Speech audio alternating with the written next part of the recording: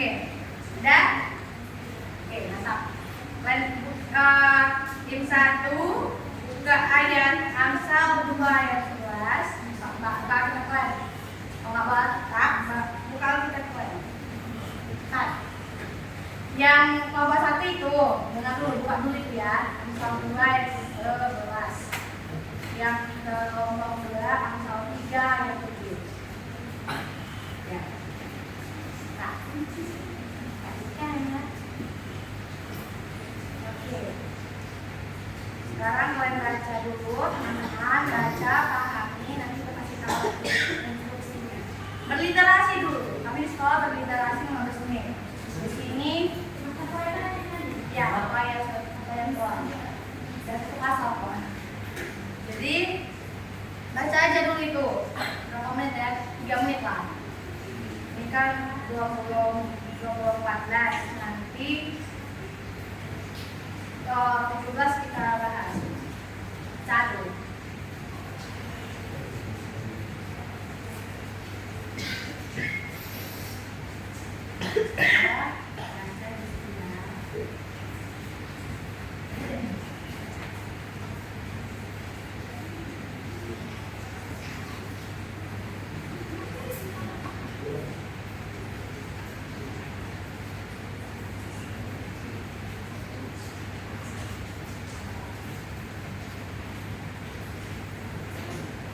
Interpretasi bahwa mereka punya Alkitab, Alkitab itu pada bisa menjadi.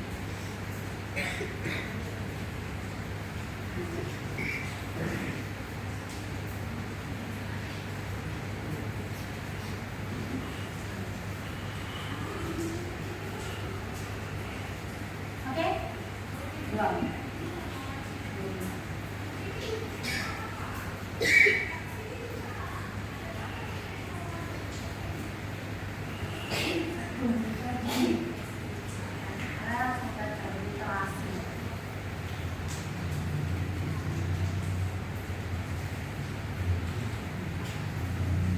Sudah dibaca?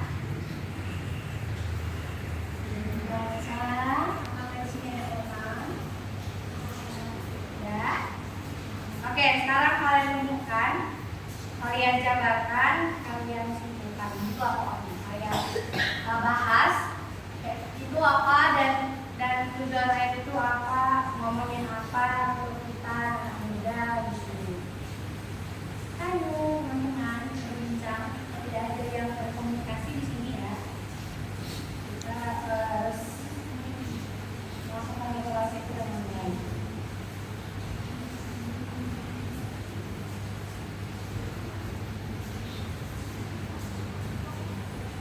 Ngomong guys, ngomong. Makanya bangkunya agak ada depan itu biar nggak kali body tegang kayak.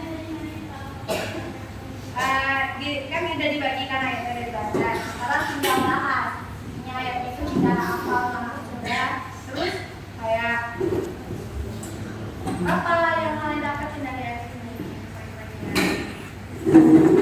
Nah gitu kayak kamel, bukan satu barisan gitu ya kayak. Wow, guys.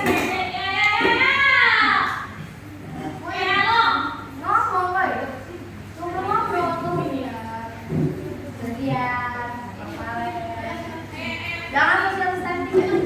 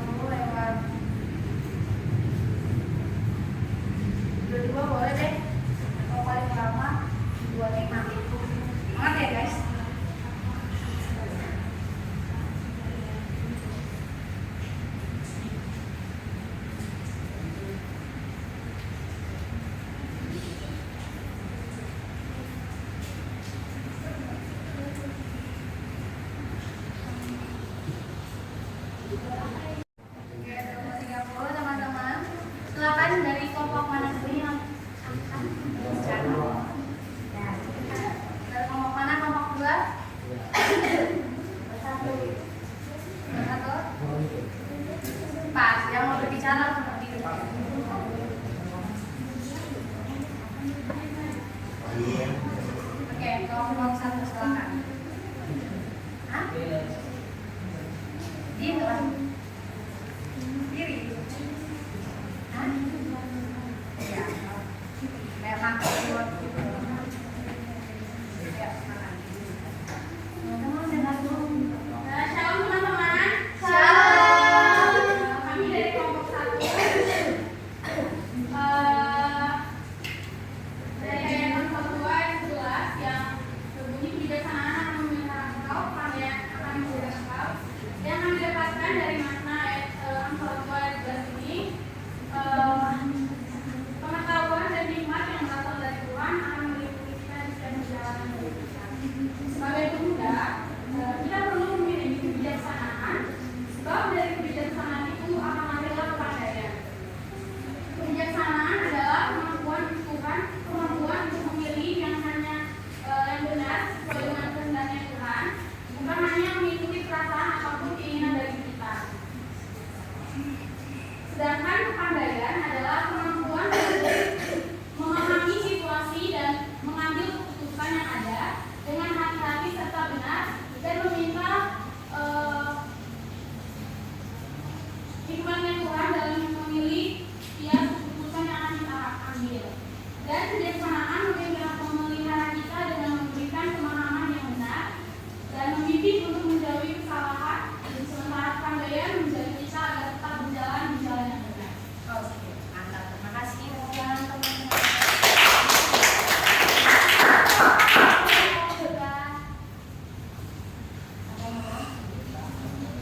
Ada yang katakan?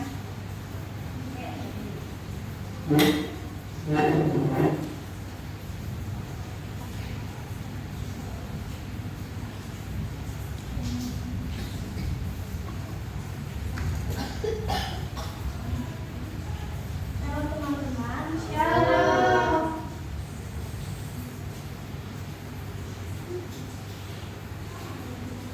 Kami dari kelompok 2.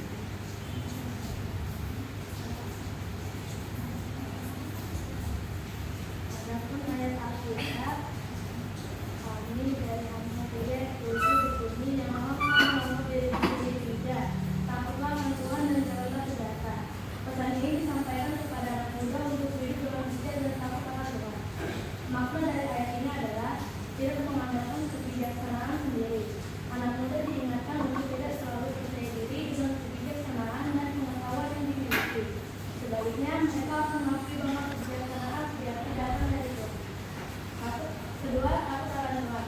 Takut akan Tuhan bukan berarti takut dalam arti harafiah, melainkan memiliki rasa hormat dan takut kepada Tuhan. Ini berarti mengakui kekuasaan dan kebijaksanaan Tuhan dalam hidup.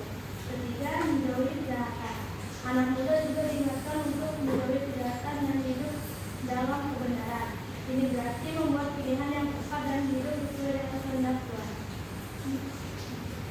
Pesan untuk anak muda dari Amsal 3 itu adalah hidup dengan kebijaksanaan ilahi. Anak muda harus mencari kebijaksanaan dari Tuhan dan hidup sesuai dengan firman-Nya. Mengakui kekuasaan Tuhan. Anak muda harus mengakui kekuasaan dan kebijaksanaan Tuhan dalam hidup dan membuat pilihan yang tepat. Menjauhi pengaruh negatif. Anak muda harus menjauhi pengaruh negatif dan hidup dalam kebenaran untuk mencapai tujuan hidup yang sama. Jadi saya dipesan dengan kalian. Ya, betul. Kalian semua bijak-bijak ya. Karena berarti kalian sudah takut akan Tuhan. Maka kalian akan mendapatkan hal yang sampai ini. Oke, benar. Kita terus jadi anak muda yang takut akan Tuhan. Karena kalau kita nggak takut akan Tuhan, mau gimana kita jadi orang bijak? Karena kebijakan itu datangnya dari Tuhan. Kalau kita nggak takut akan Tuhan, nggak taat. Kita dapat kebijakan itu dari mana? Itu yang saya bawa hari ini adalah anak muda yang sekarang itu bijak dan takut akan Tuhan. Nah, karena kita sudah mendapat kebijakan dan mendapat hikmat, dan kita sudah takut akan Tuhan, kita harus memberitakannya ke orang lain, kasih kabar kayak gini, aku bisa ini, dan mereka, aku bisa ini, kita harus bagikan berkat yang kita sampaikan, dan kita itu sama-sama bijak. bijak, nggak hanya kita aja yang bijak, dia nggak bijak. Jadinya gimana dong? Ya, kita sama-sama bijak, sama-sama bertumbuh, sama-sama update gitu. Masa kayak HP doang yang update, orangnya nggak update gitu. Jadi itu semua dari Yesus. Dan kita harus bagi-bagiin, kita jangan merata, kita harus bagi-bagiin hikmah kebijakan yang Tuhan kasih sama kita.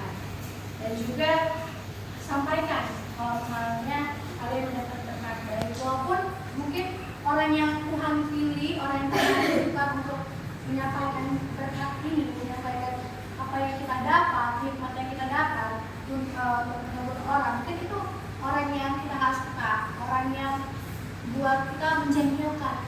Tuhan, kenapa sih aku harus menegur dia? Kenapa sih Tuhan harus menyuruh aku mengampuni dia? Kenapa sih Tuhan aku harus ini, harus itu? Makanya sebelum itu kita harus jadi bijak dulu, yaitu Tuhan mau kita mengampuni, kita bijak. Bagi saudara Tuhan, kita harus bijak, jangan langsung saling Tuhan, jangan langsung Tuhan, kok gini kali? Stay bijak kawan. Mungkin kayak masalah-masalah di hidup kamu itu yang ada itu selalu kita bilang, masalah terus, ini terus. Kapan ya aku jadi kaya? Bunyi token listrik terus. Kapan ya bunyinya itu masuk uang di bangku? Itu aja terus yang kita pikirkan.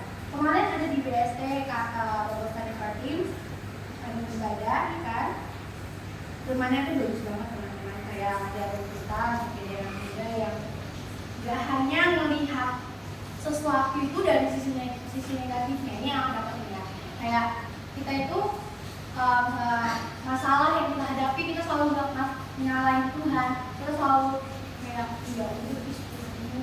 aduh apa segala macam, udah keluarlah kalimat yang kita gunakan, kata aduh segala macam lah ya kan. Tapi kita harus bersyukur, mungkin dari masalah itu Tuhan mau kita belajar, mungkin dari masalah itu Tuhan mau mengingatkan kita, mau membantu kita untuk jadi lebih bijak lagi.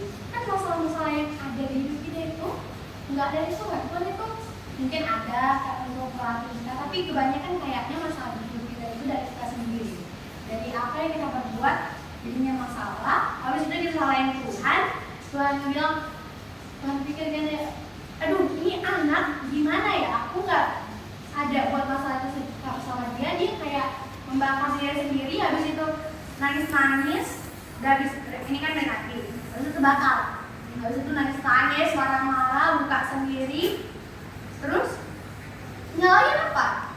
Nyalahin hatinya. Kau kenapa hati? Kenapa kau bakar aku? Padahal dia yang main sama hati itu. Jadi Tuhan mau kita tuh jadi bijak, melihat setiap masalah, melihat setiap apapun di kehidupan kita ini tuh seolah-olah itu, ya Tuhan mau aku jadi lebih baik lagi. Lihat itu dari kacamata bijak, lihat itu dari kacamata anak yang takut Tuhan.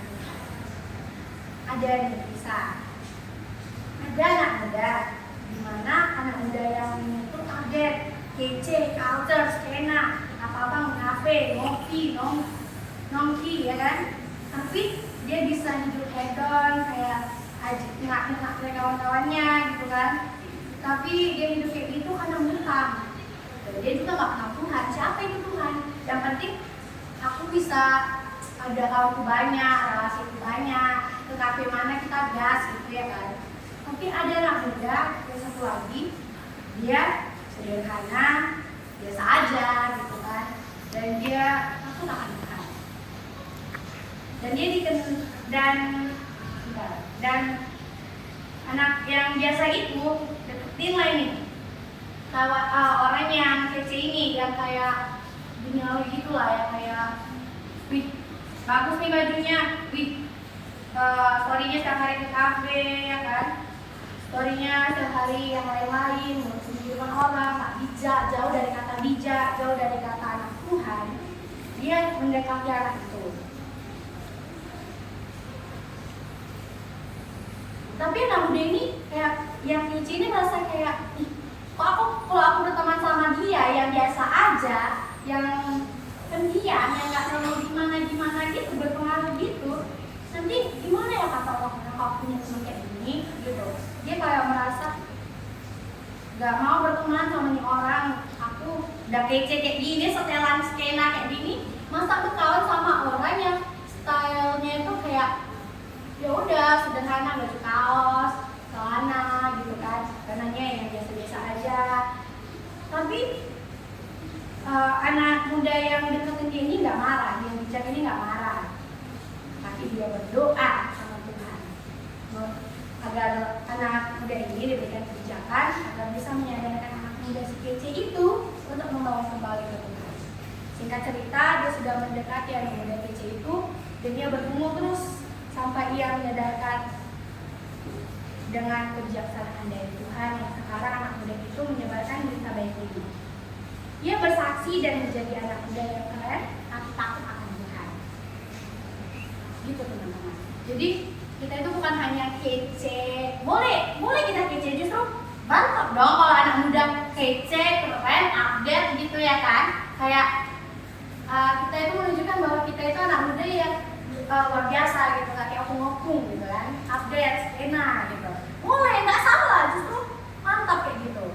Jadinya kita juga kayak anak muda, anak orang-orang percaya ini keren-keren ya. Mereka nggak malu-maluin, mereka itu mantap-mantap bajunya, keren-keren gitu. Tapi bukan itu aja teman-teman. Kita bukan hanya bisa kece di luar ya kan, tapi dalam hatinya, dalam kehidupannya, aduh, nggak bisa kita berkata apa-apa. Mungkin dia kan keren, gitu, rapi kan, tersusun pakaiannya mantap pas di luar, tapi kehidupannya begitu berantakan kan, tanpa Tuhan, tanpa kebijakan dari Tuhan. Mungkin yang anak kece ini tuh dia selalu bertindak, selalu ngambil keputusan itu ya udah, pikirkan konsekuensinya nanti aja, yang penting gerak aja dulu, ya kan? Yang penting ngopi aja dulu, uangnya nanti aja, pay later, aman. Nah, gitu. Biasanya anak muda sekarang kayak gitu, banyakan memikirkan kehidupannya yang dianggap kawan-kawannya keren, tapi sebenarnya itu nggak bagus. Itu jadinya membuat kita terjerat rasa itu sendiri, kayak kita main api, terus kita marahin apinya, kenapa dia membakar kita? Tuh, terakhir ya.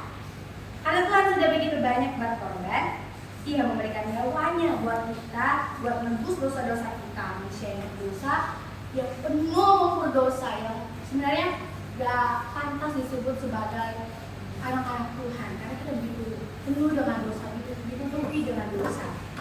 Tetapi Tuhan memberi kasihnya untuk kita. Dia berkorban, memberikan nyawanya yang begitu berharga untuk kita, menebus dosa-dosa kita. Manusia biasa yang tidak tahu berterima kasih sebenarnya ya. Nah, Tuhan mau kita menggunakan keselamatan yang sudah kita terima,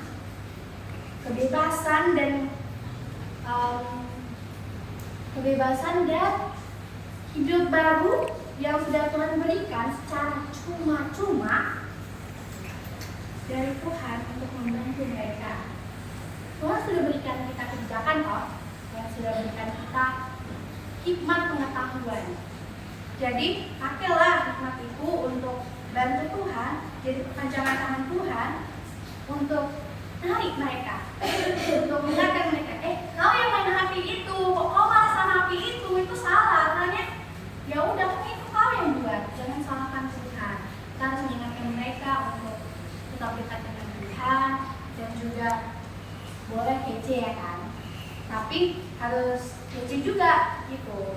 Gimana anak muda yang keren itu bijak dan takut akan Tuhan. Oke, terima kasih teman-teman. Mari kita tutup dalam doa. Tuhan Yesus, terima kasih atas firman-Mu, biarlah kami bisa menjadi bijak dan takut akan Tuhan. Karena takut akan Tuhan adalah permulaan pengetahuan. Biarlah kami bisa mencari dahulu kerajaan Allah supaya kami bisa menjadi bijak. Tuhan Yesus, berkatilah supaya kami menjadi anak-anak muda yang keren dan takut akan Tuhan.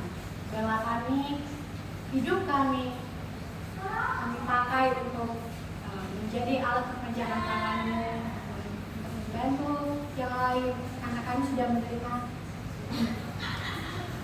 paket kehidupan yang luar biasa dari Engkau.